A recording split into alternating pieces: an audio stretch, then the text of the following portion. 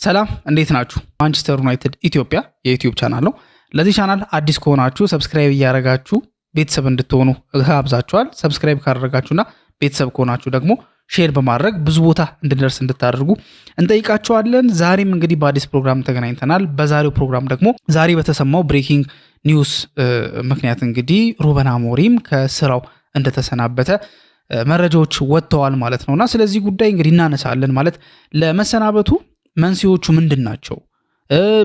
ማን ነውስ ትክክል? ሩበን አሞሪም ትክክል ነበረ ወይንስ ኢኒዮሶች ወይም ደግሞ የቦርዱ አባላት የሚባሉት ወሳኞቹ ስፖርታዊ ጉዳይ ላይ የሚመለከታቸው እነ ጄሰን ዊልኮክስ ናቸው እና ኦማር ቤራዳ ናቸው ትክክል የሚለውን ነገር ለማየት እንሞክራለን። ሲቀጥል ፎሎአውቱስ መቼ ጀመረ የሚለው ነገር ላይክ መቼ ነው እንደዚህ መሆን የተጀመረው?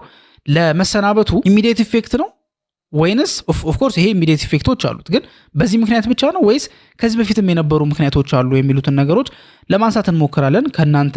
እናንተም የተሰማችሁን ሀሳብ በመጀመሪያ ቪዲዮውን ፖዝ አድርጋችሁት ኮሜንት ላይ ማስቀመጥ ትችላላችሁ የፈለጋችሁትን ሀሳብ። ከዛ ደግሞ ከምናነሳው ወይ ደግሞ ከማነሳው ውይይት በኋላ ደግሞ የሚሰማችሁን ነገር እንደዚሁ ኮሜንት ላይ እንድታስቀምጡ ተጋብዛችኋል። እስከ ፕሮግራሙ መጨረሻ ድረስ አብራችሁ እንድትቆዩ ተጋብዛችኋል። ሩበን አሞሪም እንግዲህ ከ14 ወር የአሰልጣኝነት ቆይታ በኋላ ከወንበሩ ላይ ተነስቷል፣ ከስልጣኑ ተባሯል። ምናልባት ከሊድሱ ጨዋታ በኋላ 24 ሰዓት ራሱ አልሞላም ሩበን አሞሪም ከአሰልጣኝነት ስፍራው ተነስቷል ሲባል 24 ሰዓት ራሱ አልሞላም። 24 ሰዓት ባልሞላ ጊዜ ውስጥ ነው ሩበን አሞሪም ከስራው ሊሰናበት የቻለው። ለምንድን ነው የተሰናበተው? መሰናበቱ ውስጥ ከምን አንጻር ነው የሚለውን ነገር ለማየት እንሞክራለን።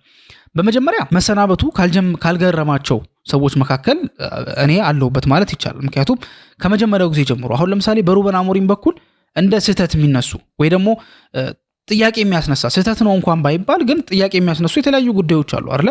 ለምሳሌ ከሲስተሙ መጀመር እንችላለን። ሩበን አሞሪም ላይ ምን ጥያቄዎች ይነሳሉ?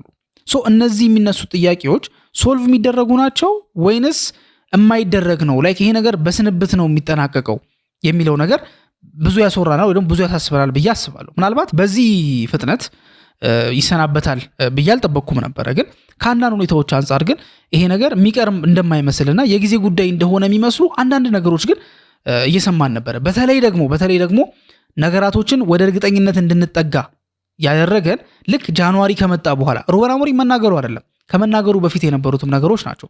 መጀመሪያ ላይ ወደ ሲስተሙ በምንመጣበት ሰዓት ላይ ባክስሪ ኃጢአት አይደለም ወይም ባክስሪ ችግር የለውም። ላይክ ባክስሪ መጠቀሙ ስህተት አይደለም፣ በፕሪሚየር ሊግ አይሰራም አይባልም።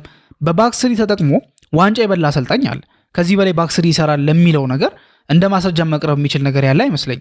ኦኬ እሺ፣ ባክስሪ በፊት ሰርቶ ነበረ፣ አሁን ግን አይሰራም፣ በዘመናዊ እግር ኳስ አይሰራም፣ ፕሪሚየር ሊግ ላይም አይሰራም የሚለውን ነገር ካነሳን መጀመሪያ በዘመናዊ እግር ኳስ አይሰራም ካልን ኦብቪየስሊ ዘመናዊ እግር ኳስ እኮ 2000ዎቹ በተለይ ፔፕ ጋርዲዮላ ከመጣ በኋላ ባሉት ላይ በደንብ እያየነው ነው የምንገኘው። ግን ኮንቴ ከቼልሲ ጋር ዋንጫ ከበላ በኋላ በዛው ሲስተም ኢፌክቲቭ የሆኑ አሰልጣኞች አሉ። ለምሳሌ ቻቪ አሎንሶን መመልከት እንችላለን።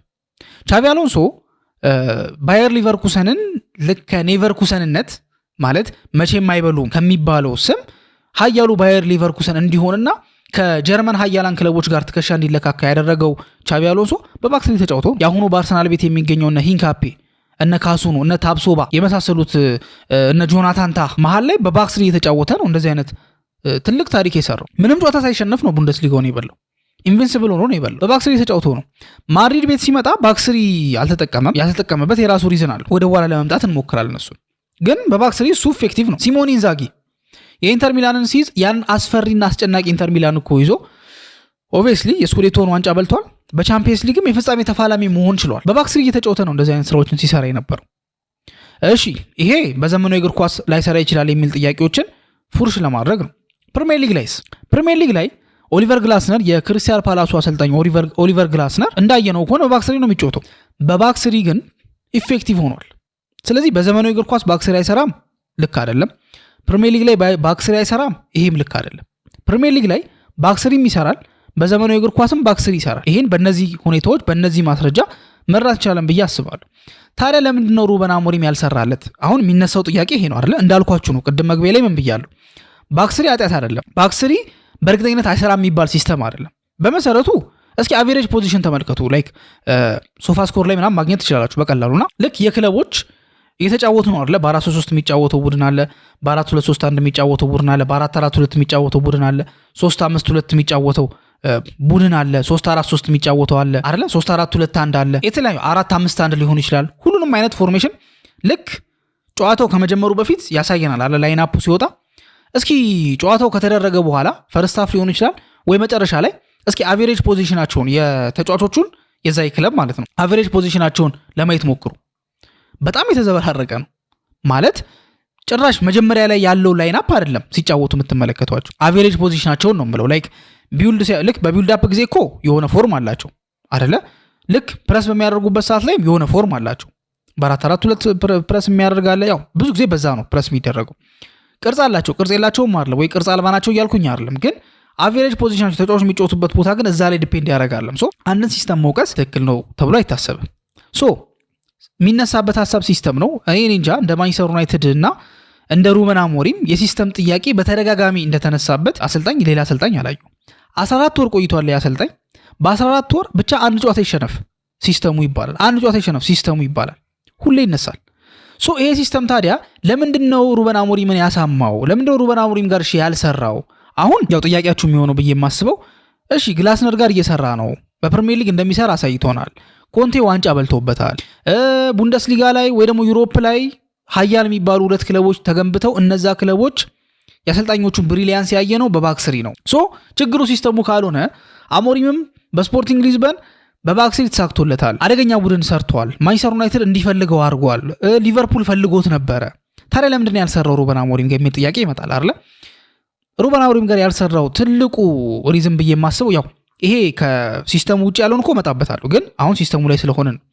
ያልሰራበት ምክንያት አንደኛ ባክስሪ የሚፈልጋቸው የተጫዋቾች አይነት አለ ለምሳሌ ባክስሪ ዊንገር የለውም ማለት የክንፍ አጥቂዎች የሉትም ኢንስቴድ ማለት ነው ዊንግ ባኮች ናቸው ያሉት ዊንግ ባክ ማለት ምን ማለት ነው ዊንግ ባክ ማለት አጥቂ ሆኖ ወይ ደግሞ መከላከል የሚችል አጥቂ እንደማለት ነው በነገራችን ላይ ዊንግ ባክ ማለት በፉል ባክ እና በዊንግ ባክ መካከል ልዩነቱ በዚህ ፕሮግራም በተደጋጋሚ ሰርተናል ብዬ አስባለሁ ትልቁ ልዩነቱ ምንድነው የሁለቱ ልክ ዊንግ ባክ እና ፉል ባክ ምንድነው ልዩነቱ የሆነ ፉል ባክ ዊንግ ባክ መሆን አይችልም የሆነ ዊንግ ባክ ፉል ባክ መሆን ይከብደናል ይባላል ሶምሮ ልዩነቱ ሁለቱም ራይት ባኮች ናቸው አይደለ ራይት ባክ እና ሌፍት ባክ ነው የሚባሉት ግን ዊንግ ባክ እና ፉል ባክ ይባላል ልዩነቱ ይሄ ነው ዊንግ ባክ ማለት መከላከል የሚችል አጥቂ ማለት ፉል ባክ ማለት ደግሞ ማጥቃት የሚችል ተከላካይ ማለት ነው ያ ማለት ምን ማለት ነው ዊንግ ባክ ላይ ፕራይመሪ ስራው ምንድነው ማጥቃት ፉል ባክ ላይ ደግሞ ፕራይመሪ ስራው መከላከል ለዛ ነው እኮ አማድ እንደፈለገ የሚፈነጭበትን የቀኝ ዊንግ ባክ ቦታ ዲያጎ ዳሎ ማይችለው እኮ ለዛ ምክንያቱም ዳሎ ፉል ባክ ነው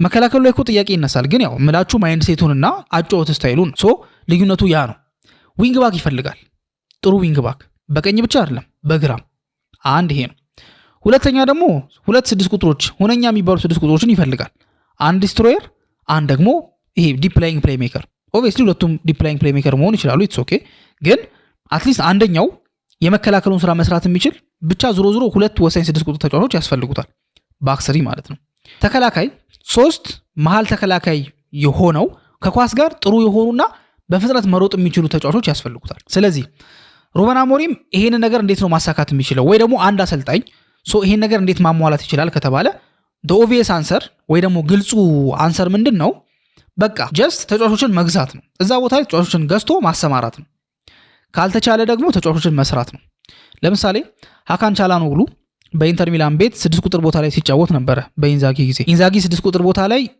የሱም ቦታ የሚዝለት ወይ ደግሞ እሱ የሚፈልገው አይነት ተጫዋች የሚጫወትለት ተጫዋች አልነበረው ስለዚህ 6 ቁጥር ቦታ ላይ ሰው ሲያጣ ቻላኖግሉን 6 ቁጥር ቦታ ላይ አስገባው ወይ ደግሞ እዛ ቦታ ላይ አሰለፈ 6 ቁጥር ቦታ ላይ ማለት ነው ከዛ ቻላኖግሉ እንደምናስታውሰው ሌቨርኩሰን በነበረበት ሰዓት ላይ ኤሲ ሚላን በነበረበት ሰዓት ላይ 10 ቁጥር ተጫዋች ነው ኢንተር መጥቶ 10 ቁጥር ተጫዋች ነው ግን ኢንዛጊ 6 ቁጥር ይፈልግ ስለነበር 6 ቁጥር አደረገው ባሬላ ቦክስ ቱ ቦክስ የሚጫወት ነው እሱንም የሆነ ፊክሴሽን አድርጎለታል አንቶኒዮ ኮንቴ በቼልሲ ቤት ሲሳካለት በባክስሪ ሲሳካለት ዊንግ ባኩን እንዴት ነበር ሶልቭ ያደረገው ካልን አሎንሶ ዊንግ ባክ ነበር ጥሩ ዊንግ ባክ በቀኝ በኩል ግን ቪክቶር ሞሴስን ነበር ያስገባው ልክ ሩበን አሞሪም አማድ ያለው እንዳስገባው ማለት ነው ቪክቶር ሞሴስ የክንፍ ተጫዋች ነው ፉል ባክ አይደለም ወይ ደግሞ ዊንግ ባክ የሚባል ፖዚሽን ላይ ነበር የሚጫወት የነበረው ሂስ ጀስት ዊንገር ነው ሶ በዛ ዊንግ ባክ ቦታ ላይ እሱን አሰለፈ ሶ ያለው አማራጭ ምንድነው ወይ ተጫዋቾችን እዛ ቦታ ላይ ሜክ ሺፍት አድርጎ መስራት ካልሆነ ደግሞ መግዛት ነው ሩበን አሞሪም ጋር ሁለቱም አልሰራም በሜክ ሺፍት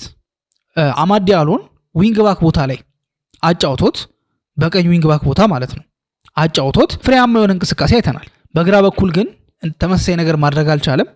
ያለውም ተጫዋች ይሄ ኤክሴል ማድረግ አልቻለም፣ ዶርጉ ማለት ነው።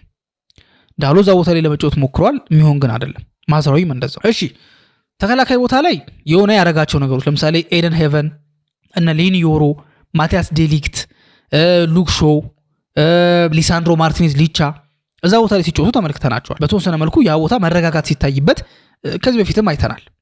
6 ቁጥር ቦታ ላይ ግን ትልቅ ክፍተት ነበረበት ማንቸስተር ዩናይትድ። ያን ክፍተት መሙላት አልቻለም። ለመሙላት በሚል አሁን ሁለት አይነት ሪዝን አለው። ብሩኖ ፈርናንዴስ 6 ቁጥር ቦታ ላይ የመጣው የ6 ቁጥሩን ቦታ ክፍተት ለመሙላት ነው ወይንስ 10 ቁጥሩን ቦታ ስለለቀቀ ብሩኖ ቤንች መሆን ስለማይችል ለብሩኖ የሆነ ቦታ መፈለግ ስላለበት ነው? ይሄ ትልቅ ጥያቄ ያስነሳል። መልሱ ምንም ሊሆን ይችላል። ግን ግልጹ ነገርና የሚያስማማን ነገር ግን ብሩኖ የሚጫወትበት ቦታ እዛ ቦታ ላይ እንዳልሆነ ነው። ቅድም ምን ብያቸዋለሁ? እንደ ቻላኖግሉ አይነት 10 ቁጥር የነበሩ ተጫዋቾችን 6 ቁጥር ቦታ ላይ አሰልፏል ኢንዛጊ። አሁን ተሳክቶለታል ብዬ እንደ ምሳሌ የምጠቅስላችሁ 6 ቁጥር ቦታ ላይ ሲያደርገው እሱን ኢፌክቲቭ ነበር። ስለዚህ ለምን ቻላኖግሉ 6 ቁጥር ቦታ ተሰለፈ አይባል። ብሩኖም እዛ ቦታ ላይ ኢፌክቲቭ ቢሆን ኖሮ ለምን ተሰለፈ እዛ ቦታ ላይ አይባልም። ለምን እንደ ኢፌክቲቭ ሆኗላ። ኢፌክቲቭ ከሆነ ለምንድን ነው ጥያቄ የሚነሳው? እዛ ቦታ ላይ ለምን ይጫወታል ተብሎ እኮ ጥያቄ አይነሳም አይደለ? ቢካዝ ኢፌክቲቭ ነው እንዳልኳችሁ። ብሩኖ ላይ ግን ይሄ ነገር አልሰራም። ማንቸስተር ዩናይትድ መሃሉ ብርግድ ብሎ ነበር ሁሌ የምንመለከተው። የካሴሚሮና የብሩኖ ጥምረት አልሰራም። ስለዚህ ይሄ ቦታ ላይ አሁን ሁነኛ 9 ቁጥር ሙከራ ያስፈልገዋል። ግን ኢትስ ኦኬ፣ እሱ ከቨር ይደረጋል። ዊንግ ባክ ቦታ ላይ ሁነኛ ሰው ያስፈልገዋል። እንዳልኳችሁ ነው፣ ዊንገር የለውም። ዊንገሮቹ ዊንግ ባኮቹ ናቸው። እዚህ ቦታ ላይ ተጫዋች የለውም። አመርቂ የሚባል ተጫዋችም ደግሞ ክሬት ማድረግ አልቻለም። ኦፍ ኮርስ አማድ ዲያሎ እዛ ቦታ ላይ መጥቷል። በግራ ዊንግ ባክ ቦታ ላይም ደግሞ ሞክሯል፣ ግን ብዙም አልሆነም፣ ኢፌክቲቭ አልሆነም። ይሄ ነገር አለ 6 ቁጥር ቦታ ላይ እንደምታዩት ነው። ስለዚህ በዚህ ምክንያት ሲስተሙ ፌል ሊያደርግ ይችላል። ሲስተሙ ፌል ካደረገ አማራጭ አልነበረም ወይ ከሆነ ጥያቄው ደግሞ አማራጭ ነበረ። ያም አማራጭ ምንድን ነው? አዳፕት ማድረግ። ለምሳሌ ቻቪ አሎንሶ እንዳልኳችሁ ነው። ቻቪ አሎንሶ ሪያል ማድሪድ ገባ። ሪያል ማድሪድ ሲገባ በባክስሪ አይደለም የተጫወተው፣ ቀጥታ በባክፎር ነበር የተጫወተው። አሁንም በባክፎር ነው የተጫወተው የሚገኘው። ሲሞን ኢንዛጊ አልሂላል ገባ፣ በባክፎር ነው የተጫወተው፣ ባክስሪ አይደለም የሚጫወተው። ሩበን አሞሪምም ለሲስተሙ ታማኝ መሆኑ ጥሩ ሆኖ ሳለ ግን በቂ የሚባሉ ተጫዋቾች ከሌሉ ግን ሜዳ ውስጥ ምንም ማድረግ ስለማይቻል የግድ አዳፕት ማድረግ ነበረበት። በዚህ ምክንያት ሩበን አሞሪም መጨረሻ ላይ ተገዶ በአፍኮን ምክንያት ነው እንደዛ ሁኔታ ውስጥ የገባውና ይሄ ሪዝን ራሱን የቻለ ጥያቄ እንዲነሳበት አድርጓል። ሌላኛው ጉዳይ ከሚዲያ ጋር የሚያወራው ነገር ብዙ ጊዜ ነጥብ ሲያስጥሉት እንመለከታለን። ብዙ ጊዜ ሩበን አሞሪም ልክ ሚዲያ ጋር ሲቀርብ የሚያወራቸው ወሬዎች ወይ ተጫዋቾችን ያስከፋሉ ወይ ደጋፊውን። ብዙ ጊዜ ደጋፊውን እንኳን የሚያስከፋ አይመስለኝም። አይ ቲንክ አይደለ፣ ብዙ ጊዜ ደጋፊ ደስ ይለዋል፣ የሚዲያ ሰዎች ደስ ይላቸዋል። አመራሮቹ ላይም ግን ጥያቄ ያስነሳል። ለምን በተደጋጋሚ ልክ ጥያቄ በተጠየቀ ጫና ያለ ጥያቄ በተጠየቀ ቁጥር ከበድ ያሉ ሽንፈቶች በተፈጠሩ ቁጥር ሁሌ የሚያነሳው ጉዳይ ስለመሰናበት ነው። ሁልጊዜ ሲያነሳ የነበረው ነገር ይሄ ራሱን የቻለ አንድ ችግር ነው። መደጋገም ያስፈልጋል ተብሎ አይታሰብም። ሁለተኛውና ሌላኛው ደግሞ ችግር ተጫዋቾችን የሚያጋልጥበት መንገድና ትሪት የሚያደርግበት መንገድ ማለት ትሬኒንግ ግራውንድ ላይ አይደለም፣ ፐብሊክ ላይ ትሪት የሚያደርግበት መንገድ ብዙ ጥያቄዎችን ያስነሳል። ለምሳሌ ማርከስ ራሽፎርድን እሱን ከማሰልፍ አይ ቲንክ 50 ምናምን ወደ 60 ምናምን አሰልጣኝ ያለው አመቱ የሆነ የኮቺንግ ስታፍ እሱን ባስገባ ይቀለኛል ብሎ በአደባባይ ተናግሯል። ማንቸስተር ዩናይትድ ዘ ወርስት ማንቸስተር ዩናይትድ ኢን ሂስትሪ ብሎም ተናግሯል። በኋላ እንዲሁ ለማስተባበል ሞከረ። አሁን መናገሩ ችግር የለውም፣ ግን የተናገረው ነገር ምን ያህል ባክ ያደርገዋል ነው። ቀጣይ ላይ መጥቶ የሚያስተባብል ከሆነ መናገሩ ትክክል አልነበረም ማለት ነው። መለስ ብዬ ሳስባቸው ማስተካከል የነበሩብኝ ነገሮች ነበሩ ብሎ ከተናገረም አሁንም ስቲል ምን ላይ ያመጣናል? ኦኬ ያን የተናገረው ነገር እንትን አይደለም ማለት ነው። ምንድነው ስሜታዊ ሆኖ ሊሆን ይችላል ወይ ደግሞ አለ አይደለ አሁን ላይ ሲያስበው ይጸጸታል፣ ኮንሲኩዌንሱን አስቦ አይደለም የተናገረው እንዲል ያስችለዋል። ሚዲያ ላይ በሚያወራቸው ነገሮች ብዙ ነጥብ ጥሏል ብዬ አስባለሁ፣ በተደጋጋሚ ማለት ነው። ይሄ ነገር አለ። ሲቀጥል ቅድም ያልኳችሁና ወደ ኢሚዲየት ኢፌክቱና መሰናበቱ የሚቀር አይመስልም ያልኳችሁ ምንድን ነው? ልክ ጃንዋሪ ላይ ምን ጥያቄ መጣ? መጀመሪያ በጃንዋሪ ማንቸስተር ዩናይትድ 6 ቁጥር ቦታ ላይ ተጫዋች ያጠናክራል አሞሪም ይባል ነበር። ግን ጃንዋሪ እየቀረበ ሲመጣ ምን አይነት ናሬሽን መስማት ጀመረ? ክሪስቶፈር ቪቬል ያኔ የፉልሃሙ ጨዋታ ላይ በቀላሉ የፉልሃሙ አሰልጣኝ የእሱን ሲስተም ዲበንክ ያደረገበት መንገድ አላሳመነውም። ገና ያኔ ነው ምላችሁ የሚል ጥያቄ ተነስቷል። ድሮ ገና ማለት ነው። ስለዚህ ይሄ ራሱን የቻለ የሚነግረን ነገር አለ አይደለ? ምን ማለት ነው? ጥርጣሬ ውስጥ ናቸው። ስለዚህ ጃንዋሪ ሲመጣ እሱ የሚፈልገውን አይነት ተጫዋች አያመጡለትም፣ ለሱ ሲስተም የሚሆን አይደለም አይደለ? እንደሱ አይነት ጥያቄ መነሳት ጀመረ። ከዛ መጣና ሚዲያ ላይ ያለውን ነገር አፈረጠው ነው የሚባለው አይደለ? መቼስ እንደዚህ አይነት ነገር ተፈጥሮ አይደለም፣ ገና ሳይፈጠር እኮ ነው። ምንም ሳይባል ማሰናበት ከፈለጋችሁ አሰናብቱኝ የሚል አይነት አሰልጣኝ ነው አይደለ? እንደዚህ አይነት ነገር ደግሞ ሲፈጠር ያለምንም ጥርጥር መጥቶ ሚዲያ ላይ ቅሬታውን ሊያሰማ እንደሚችል በጣም ኦቪየስ ነገር ይመስለኛል። ሶ ይሄ ነገር ኢሚዲየት ኢፌክቱ አሁን እንዳልኳችሁ ነው። የሲስተም ጉዳይ አለ። ከዛ በኋላ ሚዲያ ላይ የሚያወራው የሚናገራቸው ነገሮች አይደለ? ለምሳሌ ስለ አንደኛ አካዳሚ ተጫዋቾችን የማይጠቀምበት መንገድ ራሱ በቦርዱ አባላት ደስተኛ አይደሉም። አለመጠቀሙ ብቻ አይደለም፣ ተጫዋቾቹን የሚናገራቸውም ንግግር እነዚህ ልጆች ታዳጊ መሆናቸውንና ጀስት ገና እኮ ፕሮ ለመሆን እኮ እየታገሉ እኮ ነው። እርግጠኛ አይደሉም እኮ ፕሮ መሆናቸውን አይደል እንዴ?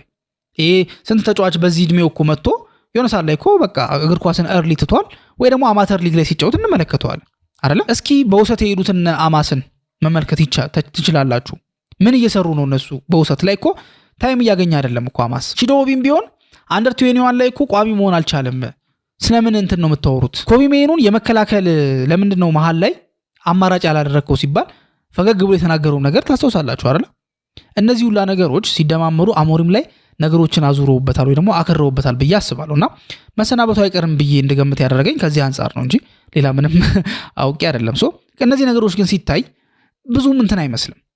ጫናው ሚዲያ ላይ የሚያናገረውም ነገር ከጫና የመጣም ሊሆን ይችላል። ልክ ተሽላይኑ ላይ የሚያደርጋቸው እንቅስቃሴዎች ምን ያህል እንደሚጨነቅ እንዲሁም የቦዲ ላንጉጅ ኤክስፐርቶች እንዲሁም እዚህ ፕሮግራም ሰርተን ነበር አይደል? የቦዲ ላንጉጅ ኤክስፐርቶች አናላይዝ አድርገው የተናገሩት ነገር ነበር፣ ከብዶታል። ይሄ ሁላ ነገር እያለ ኢሚዲየት ኢፌክቱ ታዲያ ትላንትና ሊድስ ዩናይትድ ከማንቸስተር ዩናይትድ ጋር ያደረጉት ጨዋታ በኋላ የሰጠው ጋዜጣዊ መግለጫ ነው። እናንተ የምትሰሙት ሜቢ ናሬት የሚደረግላችሁ ለየት ብሎ ሊሆን ይችላል። እውነታውን አውቀዋለሁ። እኔ ስመጣም ተናግሬያለሁ። የዚህ ቡድን ማናጀር ነኝ እንጂ ኮች አይደለሁም። ይሄም ከምን ሩመር ጋር ይገናኛል? እነ ኦማር ቤራዳ እነ ጄሰን ዊልኮክስ የባክ ፎር አድናቂ ናቸው፣ ወይ ደግሞ ይሄ 4-3 ፎርሜሽንን ያደንቃሉ። ለሁሉም ፎርሜሽን ይመቻል። የትኛውንም ቡድን ደግሞ ለመርታት ጥሩ ፎርሜሽን ነው ብሎ የሚያስቡት ይሄን ፎርሜሽን ነው። ይሄን ነገር ነግረውታል የሚል ነገር አለ። ያው እርግጠኛ አይደለም። ለዛም ነው ወጥቶ እኔ ነኝ ኮች፣ እኔ ማናጀር ነኝ እንጂ ኮች አይደለሁም ማለት እንዲያታርግ አትሉኝም አይነት ነገር ነው። 18 ወር አለኝ ኮንትራቴ ላይ፣ እሱ ሲያልቅ ነው እንትን ምለው ሪዛይን አላደርግም ብሎ ተናግሯል። ይሄ ነገር በጣም ያመረረ ከቦርዱ ጋር ያጣላ እንደሚሆን ግልጽ ነበር። ከባድ ውይይት እንደሚያደርጉ እንጠብቅ ነበረ። ግን በዚህ ፍጥነት ግን ወዲያው ውሳኔ ተወስኖበት ከአሰልጣኝነት ቦታው ይሰናበታል የሚል ግን ግምት አልነበረም። በዛም አለ በዚህ ግን ሩበን አሞሪም ከማንቸስተር ዩናይትድ አሰልጣኝነቱ ተሰናብቷል። ከ14 ወር በኋላ ማለት ነው። ለጊዜው ያው እነ ኦርንስተን እንደሚሉት ከሆነ ማንቸስተር ዩናይትድ በዚህ ጃንዋሪ ላይ ቋሚ አሰልጣኝ አይቀጥርም፣ እስከ ክረምት ይጠብቃል። ኬርቴከር ግን ሆኖ ግን ዳረን ፍሌቸር የሁለቱ የፍሌቸሮች አሉ አይደል ለማንቸስተር ዩናይትድ ቤት አሁን እንዲሁም ጃክ ፍሌቸር ድል እየተሰጠው ነው የሚገኘው። የሁለቱ ፍሌቸሮች አባት ዳረን ፍሌቸር የማንቸስተር ዩናይትድ የቀድሞ የመሃል ሜዳ ስፍራ ተጫዋች ከዚህ በኋላ ወንበሩን ይረከባል። ያው ከተሳካለት የሚቀሩትን ወራቶች በኬርቴከር አሰልጣኝነት ይቀጥላል። ያው ከከበደው ግን ሌላ ኬርቴከር አሰልጣኝ መምጣቱ አይቀርም። ለጊዜው ግን ማንቸስተር ዩናይትድን እየመራ የሚቀጥለው አሰልጣኝ ዳረን ፍሌቸር ይሆናል ማለት ነው። እናንተስ ምን ተሰማችሁ? ምን ታስባላችሁ? የሚለውን ነገር ደግሞ በኮሜንት ሴክሽን ላይ ታስቀምጡልን ጠይቀናችኋል። በቀጣይ ፕሮግራም እስከምንገናኝ ድረስ መልካም ጊዜ ይሆንላችሁ።